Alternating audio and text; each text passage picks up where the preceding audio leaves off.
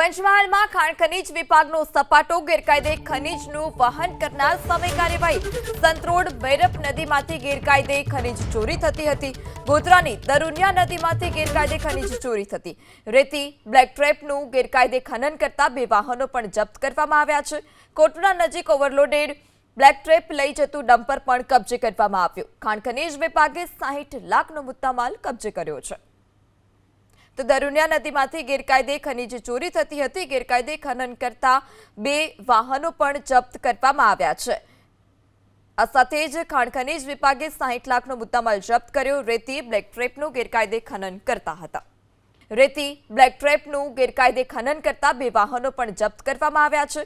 કોટડા નજીક overloaded black trap લઈ જતું ડમ્પર પણ કબજે કરવામાં આવ્યું। ખાણ ખનીજ વિભાગે 60 લાખનો મુદ્દામાલ કબજે કર્યો છે।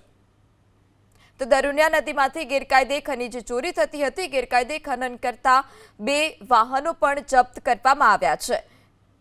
આ સાથે જ ખાણ ખનીજ વિભાગે 60 લાખનો મુદ્દામાલ જપ્ત કર્યો। રેતી બ્લેક ટ્રેપનું ગેરકાયદે ખનન કરતા હતા।